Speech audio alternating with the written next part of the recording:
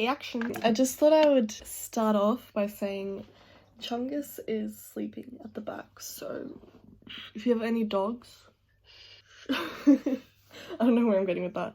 Hi everyone, if you haven't read the title, today I'm going to be reviewing my first Lumibox. Now, I didn't see this one coming. If you haven't heard already, unsubscribed from the Bella box. The main reason why I unsubscribed was because I was getting too many products, and I'm more of a makeup than a skincare junkie. I feel like, I don't want to jinx myself or anything, I feel like my skin is pretty good. I feel like the more I touch it, the more it breaks out or gets, you know, flares up. My skin is a little sensitive and dry, so I just like to slather creams and oils and they seem to work fine for me. And I like natural products the most, so that's just a little background. So because I prefer makeup, I kept getting ads for the Lumibox, and at first I was very skeptical because it reminded me of the Bay box.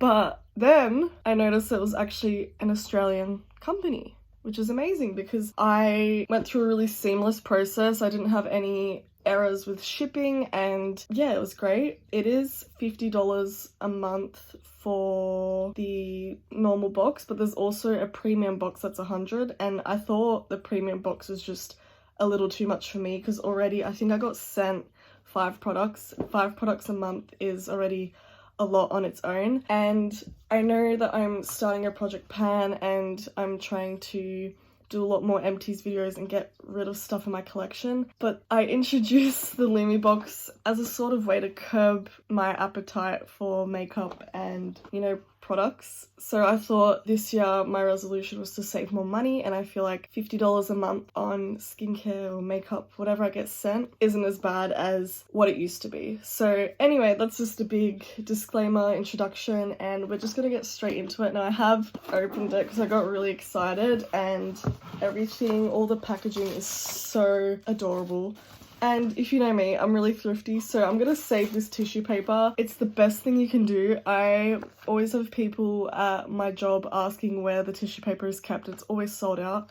Dude, if you get tissue paper sent in the mail, just keep it. It comes in handy 9 out of 10 times. Anyway, so this is a little cute thank you card. And just before I start talking about the value of all the products, I just want to add, I don't really believe too much of the recommended retail price because I know a lot of items go on sale, especially when they're, you know, drugstore brands. So yeah, I just want to add that, like, a lot of products in the market do get reduced over time, so it might seem that the real value is like, whoa, $200, but if you search these products, you'll see that they have been reduced since the recommended retail price.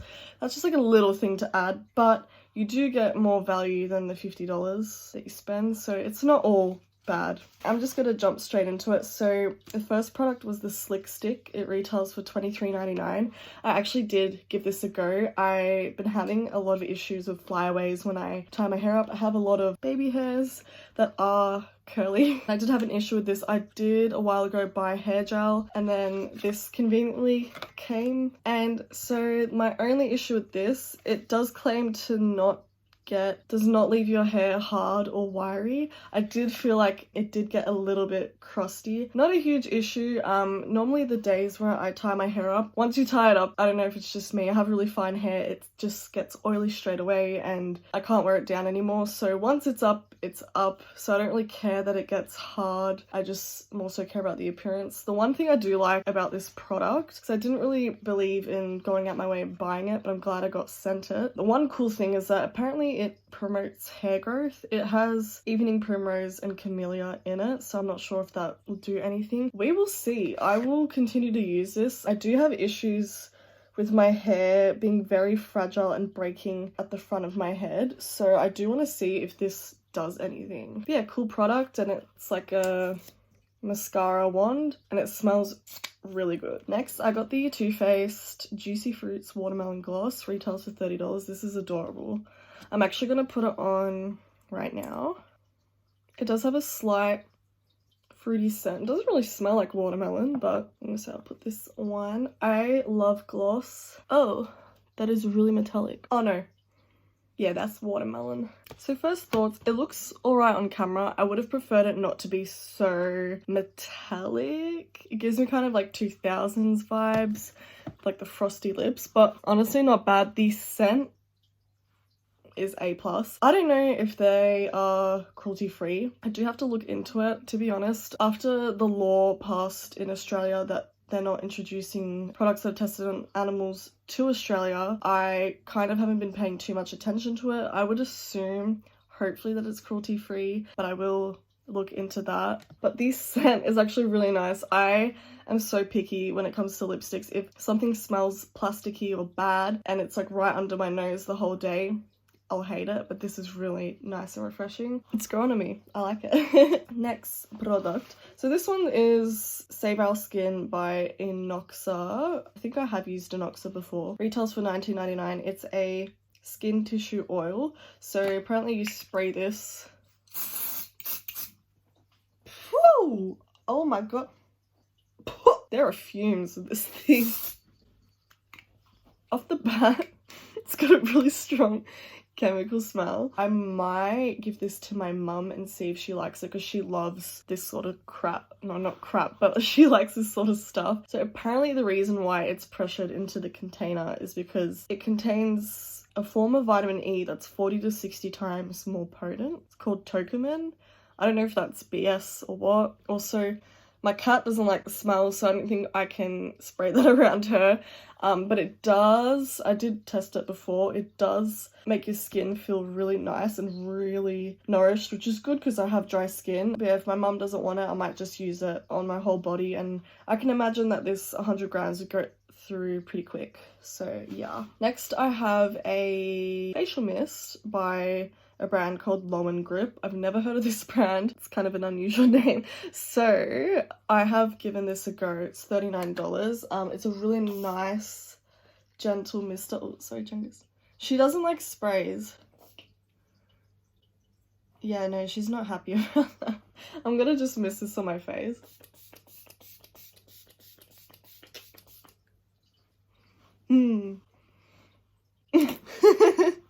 Amazing mister. I might actually, when I finish this, keep the bottle and pour my other misters in here, because look at this one.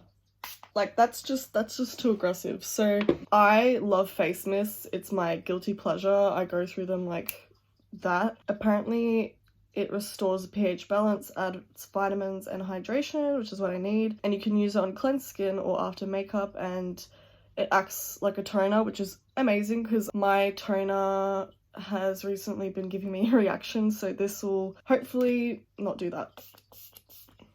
I really like that. Last but not least, we have the NYX Dreamcatcher palette. It says it retails for $39.95, but I'm pretty sure it's an older palette, so I don't know. However, it is really pretty. I went on the NYX website and it gave a description for this palette, and it said that there's a secret compartment. So I'm like, okay, look at this.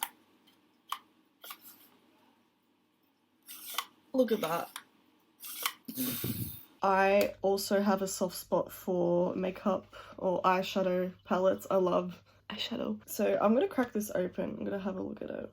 I am really liking, you can't really see it on camera, but this shade at the top has little gold specks in it, so that's really cute. I also don't have a proper white eyeshadow in my collection at the moment. I am quite pale, so I used to always use a white on my brow bone. I might actually just do that now, just to see what it's like.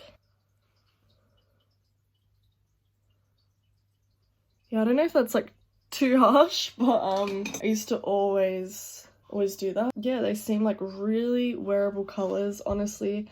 Really good for every day. I would honestly see myself wearing these orangey shades. I'm a sucker for those types of tones. Don't really see myself wearing this grey tone, but honestly overall I do see myself wearing this every day. At the moment for my project pan, I'm trying to use this palette by Ciate, and I'm gravitating always on this top row, so it's not too far off. So yeah, I know I'm gonna like it, and I might honestly, I'm getting a bit sick of that palette, so I might swap it out for this one, and you know, just play around with it, because I am looking for more natural shades in my everyday routine. Anyway, that is all.